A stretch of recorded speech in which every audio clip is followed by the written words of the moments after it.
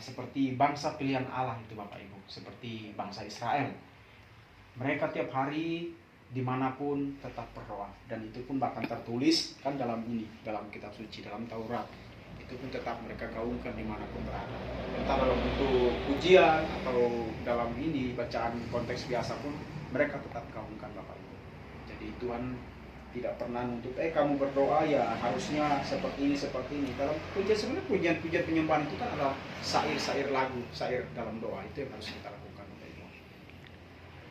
Juga untuk aku, supaya kepadaku, jika aku membuka mulutku, dikaruniakan perkataan yang benar, agar dengan keberanianku aku memberitakan rahasia Injil yang kulayani sebagai utusan yang dipenjarakan. Berdoalah supaya dengan keberanian aku menyatakannya sebagaimana seharusnya aku berbicara.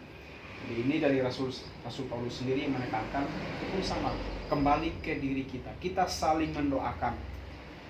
Bapak Ibu juga mendoakan saya supaya saya pun walaupun bekerja mungkin di luar dari pelayanan ini, saya tetap kuat, saya tetap menjadi sumber inspirasi buat orang-orang, mungkin buat ya nasabah-nasabah saya juga Bapak Ibu. Itu yang ditekankannya seperti itu. Demikian pun saya tetap akan bantu mendoakan Bapak Ibu semua juga. Jadi kita tetap kuat. Kita bukan hanya sampai di sini saja, meskipun yang hadirnya hanya segini. Tapi kita tidak boleh kalah. Kita harus tetap maju Bapak Ibu. Kita kalau jadi anak Tuhan ya harus tumbuhnya ke atas, jangan terus miring atau tiba-tiba harus jadi layu. Ya seperti perumpamaan benih yang ditanam itu, kita tidak boleh jatuh di tempat yang berduri atau berbatu. Tapi kita kalau sudah yakin di tempat ini adalah tempat yang paling subur, ya di sini ini saatnya kita memupuk diri, kita saling memupuk diri, saling merawat, saling menguatkan. Disitulah nanti sumber berkat itu akan datang dengan sendiri. Jadi hanya satu-satunya sumber berkat, sumber kebenaran itu kan dari Tuhan. Tuhan hanya bilang, carilah dahulu kerajaan Allah dan kebenarannya, maka semuanya itu akan ditambahkan kepadamu. Itu yang sering saya bantu untuk kasih motivasi juga buat teman-teman semua, ya termasuk buat para nasabah yang belum sama sekali mengenal Tuhan. Saya ngomong, tapi nggak pernah bilang, nanti tertulis di kitab ini, ayat ini enggak. Hanya saya ngomong aja. Terus intinya fokus sama yang di atas, fokus sama ini, sama pangeran. Jangan mencela-mencela. Ya, kamu ke pangeran tiba-tiba kamu kayak orang pintar, dikasih gelas kamu minum. Berarti kamu nggak percaya diri dong. Kamu nggak percaya sama yang di atas. Fokusmu percaya aja di atas. Ikuti apa kata yang ditulis dalam yang kamu imani di kitab suci kamu. Nah, kalau di kitab suci saya, dia hanya bilang jangan mendoakan dia, fokus sama dia. Dia sudah tulis jelas, cari kebenarannya itu apa. Nah, teladan saya kan Yesus Kristus. Dia mengajarkan apa? Harus berdoa, mengasihi, mengampuni orang. Harus sering adakan pertemuan ibadat. Itu yang Tuhan Yesus saya ajarkan kepada saya. Orang kalau marah sama kita tetap berdoa sama dia. Kalau sebisa mungkin, kalau dia masih bisa mendengarkan kita, ya kita biarkan dia tenang, kita ajak bicara, kita kasih solusi. Dan hal itulah yang saya terapkan, dan puji Tuhan sampai dengan hari ini semuanya berjalan. Ya, demikianlah renungan ini, sekiranya bisa menjadi satu kekuatan yang rema untuk kita semua Bapak Ibu. Monggo, mungkin ada yang mau dilanjut, silakan, mungkin Pak Rai, Pak Janji, atau ibu-ibu semua. Pak Pri, monggo. Kadang ya bingung, ya ketakutan. Akhir-akhir ini banyak itu loh Pak, gendam-gendam itu loh. Iya. Di belakang saya itu mungkin itu artinya marah ya mungkin. Kemarin itu loh yang manuk, burung, Erwin itu loh Pak. Erwin kan beli manuk 1 juta. Tiba-tiba terus ada orang datang itu 2. Bilangnya gini, dengan enaknya datang tuh, aku disuruh ngambil burungnya Mas Erwin. Nah itu Mbak Mani itu dikasih uang 25.000, 5.000-an itu 5. Dikasihkan burung, dikasihkan. Padahal orangnya itu nggak tahu sama sekali kalau itu anaknya apa temannya panitia itu enggak Pak. Jadi burung yang beli 1 juta itu dikasihkan. Ternyata dibawa pergi, ya. Orangnya bingung setelah ngasihkan, ya itu sudah selesai. Terus kemarin itu di Mas Wawannya Mbak Kis itu juga seperti itu. Ada orang 2 tiba-tiba masuk ke rumah. Ini rumahnya Wawan. Saya maksudnya ini begini loh, orang itu loh nggak punya takut. Ya terus masuk saja ke rumah mencari burungnya itu. Ini rumahnya Mas Wawan ya, gitu. Terus yang punya rumah itu di ibunya Mbak Kis itu ngetut nih gitu loh. Terus dibilang gitu, saya nggak percaya kalau aku bilang gitu. Aku loh temannya Mas Wawan, terus Mas Wawan tahu soalnya Mas Wawan di itu loh, itunya adek, enggak di garasinya adek. Terus tahu kalau ada orang itu tahu satunya kalau Mas Wawan datang, dia ngobret Pak, ngobret langsung kabur. Terus di barat saya itu ya gitu, dimasuki tiba-tiba itu ya itu tadi alasannya nyari rumahnya Mas Wawan. Terus oh rumahnya Mas Wawan di sana, di depannya lapangan gitu loh. Terus saya dilewati ya, bukannya saya minta dikunjungi orang seperti itu, enggak. Saya dilewati terus ke rumahnya, ke warungnya diganti. Itu datang itu gini alasannya, Mbak aku pinjam uangnya 20.000 Mbak gitu. Itu Mbak, itu ku bensin Mbak, bensinku kentekan, aku ngomong dari bapak ya. Nah, yang punya warung itu aku kayak kenal tapi kok oyok gak gitu. Akhirnya dikasih 20.000. Nanti tak kembalikan, nanti saya pulangnya lewat sini lagi. Padahal di warung itu ada orang, nggak sendirian di dalam itu. Ada Pak D, ada suaminya, terus ada Pak Dewi. Kok ya nggak ada yang tegur. Sampai sopo tak ada itu enggak dikasih uang 20.000 itu. Nah itu ditanyai suaminya, loh Dek, itu mau sopo? Oh ya, aku gak tahu deh. Lah kok sampean kayak nyai? Ya gak ngerti, wong aku ya kok tak kayak noae ngono lho. Orang itu seakan-akan itu gimana ya? Terang-terangan, cuma orang yang sudah yang nggak tahu caranya gendam itu gimana atau dilihat saja itu sudah ngasih. Apa yang diminta itu dikasih. Nah, yang dikhawatirkan kalau digendam misalkan di jalan itu kan cuma apa yang kita bawa ya kita. Kalau digendam di rumah, coba terus dia minta apa-apa dikasihkan, itu kan lebih bahaya lagi gitu loh. Yang saya maksudkan itu jadinya memang zaman sekarang ini sudah banyak seperti itu. Kemarin orang Jogandek juga bilang sapi itu juga digendam seharga 15 juta itu juga kena gendam itu. Sekarang itu memang banyak sekali masalah gendam itu. Kadang-kadang tidak boleh gini, orangnya sudah lupa. Kadang-kadang makanya sekarang gimana ya, kita ini nggak boleh apa ya, nggak boleh takut, nggak boleh khawatir, tapi yang terjadi itu seperti itu. Banyak sekali penipuan hal itu.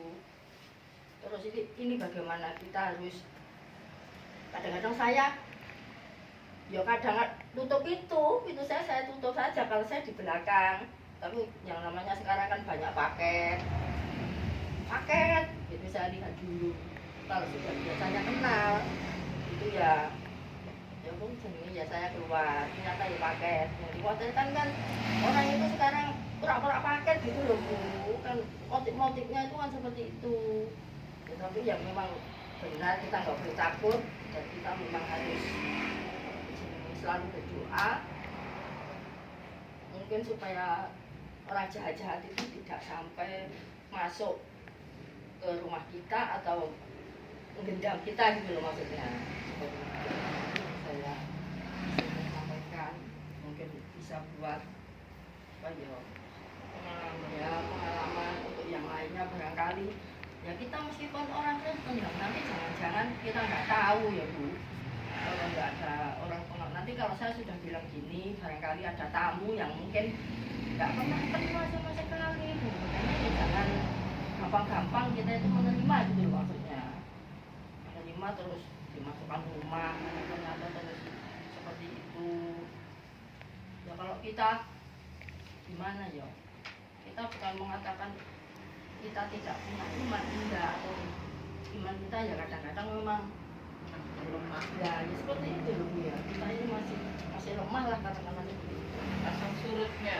ya. Nanti pas kita kena benda itu saja buat pengalaman, saya cuma bagi pengalaman supaya kita tidak terjadi hal-hal yang seperti itu gitu. Doa dan permohonan. Doalah setiap waktu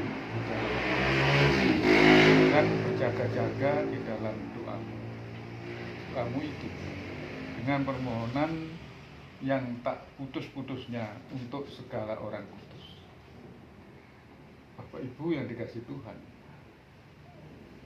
Jadi kalau kita membaca di dalam Efesus ini ya, di ayat yang ke-18 ini, Rasul Paulus memberi petunjuk supaya kita itu mendoakan, saling mendoakan kepada siapa saja. Termasuk di sini Rasul Paulus kalau kita lanjutkan itu kan juga minta didoakan supaya apa yang diutarakan itu menjadi berkat orang lain. Jadi apa yang disampaikan Lantik tadi, ya memang kegelapan itu seperti itu. Jadi selalu saja mengganggu kita. Ini perlu saya sampaikan bahwa saya kalau mendoakan teman-teman di Immanuel itu saya sebut satu persatu itu jam 4 pagi. Itu pasti sudah. Lewat setengah jam Pak. Ya jam 4 pagi. Jadi jam 4 kurang seperempat itu saya sudah puji-pujian.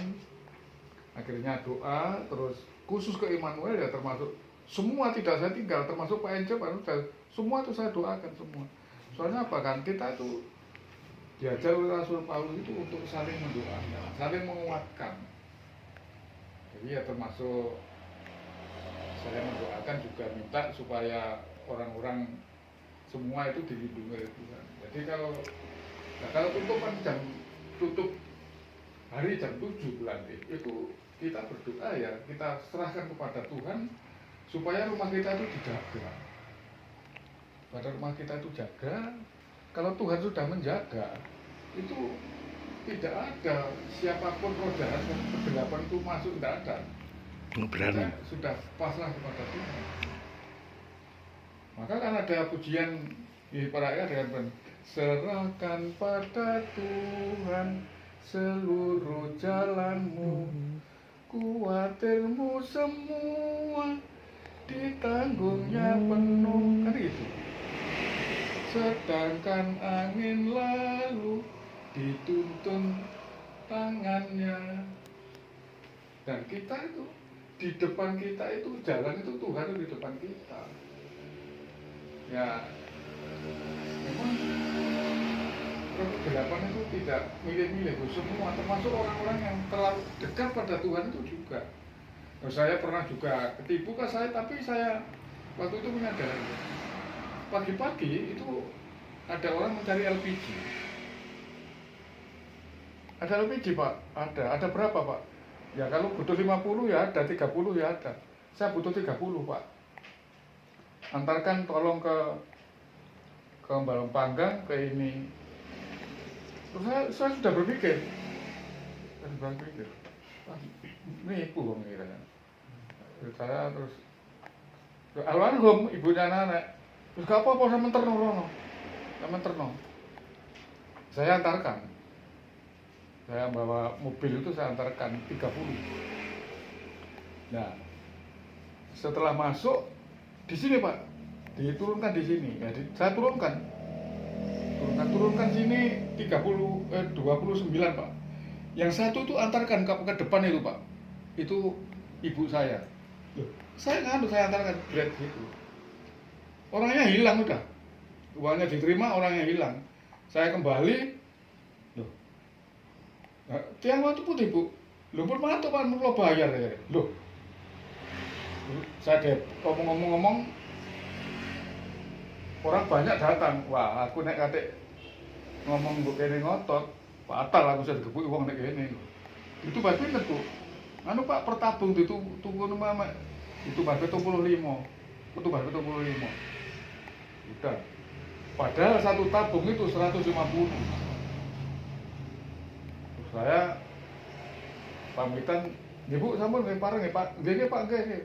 Langsung saya ke kantor polisi, ke Balong Panggang saya sampaikan, diambil semua. Tabung sama isinya mesti 100 kok, dituku 75. Berarti kan Penadah. iya kan tidak itu, akhirnya terus gua ambil semua sama itu, sama polisi itu. Terus akhirnya dijak ke sana.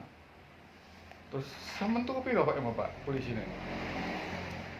75 Pak. Dong tabung ini harganya 100 kalau sampean tuku 75 berarti sampean wis kong kali kong. Bingung deh. Terus akhirnya orangnya dirunding. Bapak itu rundingan, sampean kok ibu sampean kok digonang dawar sampean kok. Soalnya permasalahan di dawar, perkara di dawar. Saya hanya menangani, nanti saya limpahkan ke dawar. Ngerepong-ngerepong minta paruan. Ngerepong-ngerepong, sering ketemu pulaan. Akhirnya saya kehilangan separuh. Nah inilah, saya pulang ibarat kandangnya. Aku nggak tak kandang, semua itu menipu. Ya apa mana sekadung. Ya apa mana sekadung, jadi ya orangnya hilang. Nah ini berarti jadi apa? Persoalan itu mesti selalu ada. Gitu. Jadi tidak berarti orang yang sudah mendekat pada Tuhan tidak ada persoalan, tidak ada. Semua orang itu pasti ada persoalan, tapi dengan pengalaman seperti itu, ya Tuhan memperbolehkan, tapi kita supaya kita tuh hati-hati, itu ya, supaya hati-hati. Apa yang akan terjadi Tuhan itu sudah tahu, tetapi kita itu dijaga sebetulnya, tapi kita tuh supaya berhati-hati, kan ada firman mengatakan berjaga-jagalah, jadi kudu jogo-jogo, kudu hati-hati. Ini yang bisa saya sampaikan. Sekali lagi tadi kita saling mendoakan Pak Ejaya, jadi Ya. jujur mesti saya bawa satu persatu. Itu jam 4 Pak, pasti itu sudah satu persatu saya bawa. Nah, kalau saya jujur kan bawa Bulantip itu supaya suaminya Angga itu dimutasikan lagi ke sini. Iya, itu saya minta. Kalau Tuhan itu sudah bertindak, tidak ada hal yang tidak bisa, tidak ada, pasti bisa. Tidak hal yang mustahil. Di depan kita, jalan kita itu pasti dituntun oleh Tuhan. Ketegasan tentang semua yang sudah kita bicarakan terkait doa ya, atau perlengkapan buat kita menghadapi banyak hal. Yang paling banyak itu bukan dari luar, sebetulnya dari dalam atau dari diri kita sendiri. Ya, itu sejak awal dunia dijadikan di Taman Eden itu pun sama kejadiannya, bukan iblis yang dikambing hitamkan, tapi diri ibu Hawa yang tergoda oleh tipuan, yang itu ada tipu daya iblis. Nah, di sini disebutkan berhati-hatilah dengan tipu daya iblis. Nah, Tuhan Yesus yang waktu dicobai di padang gurun itu pun sama. Dia tidak berkata hancur engkau atau apa binasalah engkau, tapi karena apa? Iblis belum waktunya binasa, iblis belum waktunya hancur sebelum penghakiman terakhir kan gitu. Makanya Tuhan Yesus menyampaikan enyahlah dari hadapanku, dan iblis pergi menunggu waktu yang tepat dan gitu. Jadi apalagi kita yang saat ini di dunia seperti Adam dan Hawa di Taman Eden, bahwa di dalam diri kita inilah sesungguhnya letak dari banyak hal dosa. Itu disebutkan bukan melawan darah dan daging, tapi roh kedagingan. Bukan darah dan daging, tapi roh kedagingan kita. Egois, kesombongan, sok apa ya? Sok rohani, akhirnya menyepelekan. Seperti Bulantip tadi, puji Tuhan kalau Bulantip dilewati, artinya ada tanda darah Tuhan. Dia dilewati dari masa-masa yang tidak baik. Peristiwa meninggalnya anak sulung, peristiwa Mesir ya. Di situ orang yang meletakkan imannya kepada Kristus, yang waktu itu juga bangsa Israel menorehkan darah anak domba di ambang pintu, dilewati. Ini bukan kebetulan, jadi Bulantip dijadikan sebagai saksi apa yang dia dengar ataupun juga melihat untuk memiliki kebijaksanaan. Tadi disebutkan sendiri, kita butuh untuk berdoa yang tidak jemu-jemu. Nah, ini. Nah, artinya doa tidak jemu-jemu itu tidak mudah. Apakah kita harus masuk kamar dan berdoa seperti yang diajarkan Tuhan? Itu ada waktu-waktu tertentu. Tapi di saat kita berjalan, apa kita butuh pulang lagi berdoa di rumah? Tidak. Artinya segala waktu dan kesempatan di saat kita terjepit, ini tadi disebutkan dalam segala hal, dalam segala kesempatan kita harus pergunakan perisai iman. Nah, kita sudahkah menggunakan iman itu? Kadangkala iman kita goyah ketika ada masalah seperti bulan ini. Iman yang melihat kenyataan banyak orang yang kena. Hati-hati, ayo. Nah, sudahkah kita meletakkan dasar iman itu kepada Tuhan? Tuhan, aku bersyukur jika aku Tuhan lewatkan dari masa-masa itu. Karena itu perlindungan Tuhan, jadi bukan kebetulan lagi Bulanti juga ngalami dan juga melihat dan itu. Saya pun pernah ngalami 2 kali. 2 kali itu yang pertama itu waktu saya di Surabaya, malah disetas itu sekolah Alkitab kena gendam. Karena apa? Dari diri kita sendiri sudah muncul rasa suka. Waktu itu rame-ramene yang namanya apa? Dulu itu Pak Harto yang menggembar-gemborkan tentang sepak bola ada undian berhadiah, itu apa namanya? SDSB Porkas itu ya. Waktu itu saya di Surabaya, pulang dari asrama ke kos-kosan di Kutisari Utara, mampir nang Wonokromo. Nah, Wonokromo itu tempatnya seperti itu. Saya itu melihat karena kondisi kos itu gimana, saya hidup serba kurang kebutuhan untuk bayar kos, untuk makan, untuk bayar kuliah. Di situ ada tawaran-tawaran, lek tuku iki engko 1000 oleh sakmene, 1000 oleh 20.000, waktu itu kan gitu. Gambarannya itu tinggi. Waktu saya terjebak di situ. Iki oleh tuku iki Mas, tukune 10.000. Nah, duitnya itu ya pas mek 10.000 ya kan. Kok yo ngerti kan gitu. 10.000 tapi aja dibuka ku kene, lek sampean buka kok gagal gak oleh dibuka nama. Gak oleh apa-apa. Itulah yang saya alami juga. Jadi diri kita sudah punya rasa, sudah ada rasa ketertarikan. Nah, di Sido Becik, ibunya Pak Sumardi, nah, almarhum ya, Mbak Lasi, itu juga sama, gelang, masuk rumah, kon nyoploki, bukan buntel, menggone tisu, diijoli. Ini kok sampean iso ganti Kalungnya kena. nah iya itu sama loh, itu orang Kristen juga. Hilang sih. Jadi kita tadi yang disampaikan Pak Ji, kita butuh juga iman dan juga hikmat. Bukan karena kita mengandalkan iman yang enggak apa, iman yang enggak ada perbuatan ya kita harus hati-hati, yakin tok lan duwe perbuatan. Kalau wong wis seru padahal iku wong jahat iku. Wis gak apa-apa cek mlebu ae yo kena temenan. Nah, itu artinya jadi kita menjaga diri kita secara pribadi dengan perlindungan Tuhan, itu artinya kita memang memohon apa yang kita tidak mampu kerjakan, Tuhan yang akan mengerjakan pasti. Makanya di sini pada akhir pernyataannya Rasul Paulus ayat yang ke-13, sebab itu ambillah seluruh, ini bukan separuh-separuh ya, tapi seluruh perlengkapan senjata Allah supaya kamu dapat mengadakan perlawanan. Bukan terhindar, tapi mengadakan perlawanan gitu. Menghindar apa karo di masalah Melayu, gak akan selesai kan gitu. Tapi kita disuruh melawan pada hari yang jahat itu dan tetap berdiri. Artinya siap menghadapi dengan iman dan percaya dan hikmat. Jadi kita belajar di situ. Kemudian ayat yang ke-14, jadi berdirilah tegak. Ya, prajurit itu ngadeke gak tegak juga dibedeni musuhe kan gitu. Iki bener tegak ya dalam nama Yesus ya ono masalah hidup tapi ragu-ragu.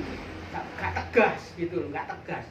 Umpama kepala keluarga itu nggak punya pendirian teguh di tengah-tengah keluarga, akhirnya ya digawe sembarangan. Baik anak, bapak ngomongin tok tapi mencela-mencel gak awake dhewe gak gelem nglakoninya. Itu sesuatu yang sepele.